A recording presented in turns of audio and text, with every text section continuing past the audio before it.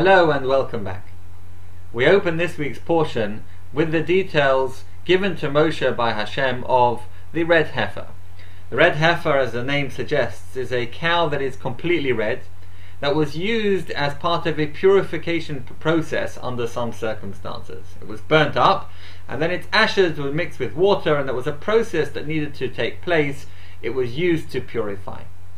In the instruction given to Moshe, Hashem says something which on the face of it is very, very strange. He opens by saying, V'ikchu eilecha fara aduma, that they should take to you a completely red cow.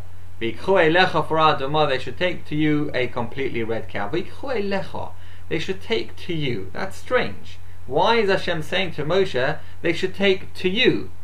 Surely it should be they should take to me, to Hashem. We're purifying ourselves for Hashem, or to the temple, or to Aaron the high priest. Why does it say Eilecha? And of course, many of the commentators give various explanations. The one I'd like to share with you now is the following. Hashem was saying to Moshe, take it to you. You know, our rabbis tell us, in fact, the Ari Zal HaKadosh, the holy Ari, who is the great Kabbalist, says, you know, we're meant to have kavanah, concentration in davening. When we daven, we're meant to think about all the intensities of all the meanings of everything that was needed to be thought about at that particular time. But what about if we don't understand what we're saying? What about when we're davening and we don't have either the time or the education to have all the kavanahs, all the intentions and all the thoughts, the proper thoughts in davening? Says the Ari, he says, you know what you do? We daven with the following thing in mind.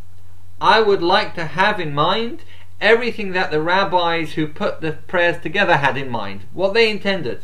And that, he says, is equal to having kavanah. This is not a get-out clause.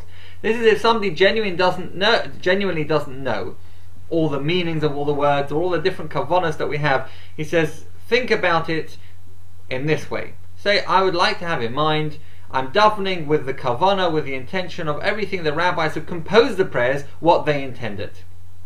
And so too, this is what is being inferred over here. Because Rashi says as follows, he comments on the word Eilecha, and he says as follows, that it's going to be, La'olam hi nikres al shemecha, it's always going to be called by your name, because it's going to be said that it is Parah she'asa Moshe b'midbar. It will be the cow which Moses prepared in the wilderness. It will always be referred to as Moshe's cow. It's always going to be called after your name.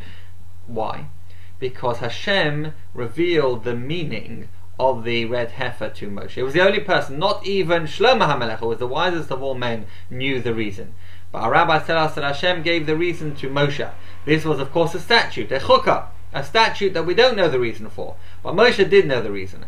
And therefore the people are always going to say, when they bring it throughout the generations, we would like to have in mind that which Moshe knew about what was happening. It's a similar idea to the prayers. And therefore it's a V'ikchu eilecha that will take it to you. They'll always think about the fact that Moshe knows what it's about, and therefore we'd like to have in mind that which Moshe had in his mind, because we're not able to understand it, or at least we're not given to understand this particular mitzvah, and in fact a small group of mitzvahs as well, all for the same reason, simply because there has to be an element that we do, an element that we keep, that is not simply based on our understanding. It is about faith in Hashem, that He told us this is what we need to do.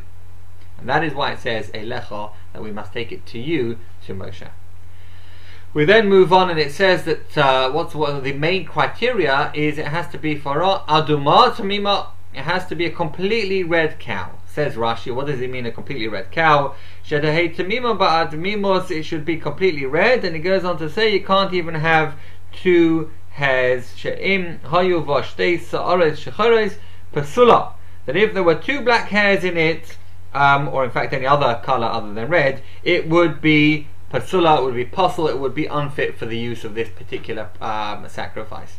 So this has to be a completely red cow, not even two hairs that were red. Now there's a very famous story with Doma ben Nasina. Doma ben Nasina was an individual, a non-Jew, who lived in Ashkelon.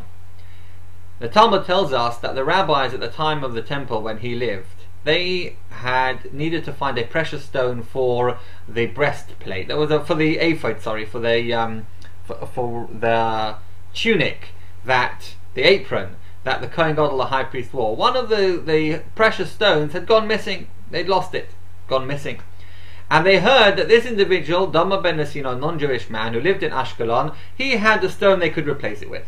And so they travelled to visit him, and they explained to him the story. We'd like to buy it from you. And he comes back to them and said, I'm really sorry, I cannot sell this stone to you. They ask him why.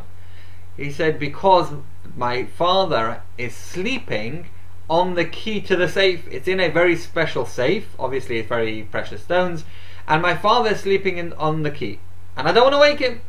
The rabbi said, look, please, we are willing to pay a lot of money. He said, I cannot wake my father. I honor my father. I have a commandment not to, or even though the Jewish people were commanded to this, but he kept this commandment of honoring your father and mother, which includes not waking your parents.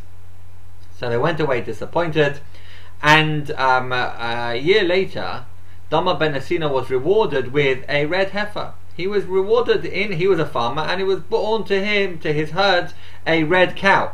The rabbis heard about this, and they came to buy this off him. There's only 9 that ever were born in history. The 10th, we are told, will be the time of Mashiach. And they paid him a huge amount of money. The amount of money they would have paid for the stone. Now this is very interesting. It teaches us how great the mitzvah of honouring our parents is, and also the great reward that we can get. But there's an interesting question on this. Why, of all the rewards that God could have given him, he rewards him with a red heifer? Could have given him money. Why does he reward him with, of all things, a red cow? So we are told, one of the Gera Rebbes explains as follows, very beautiful explanation. He says, when this happened, there was a big charge in heaven against the Jewish people. They said, look, non-Jews are honouring the parents, and there are Jewish people that are not. We're meant to be, we have these commands. He does not commanded to honour, and he's doing it out of his own goodwill. He realised, I've got to respect my father. I can't wake him up when he's sleeping. So Hashem says, look, I'll show you that there's a difference.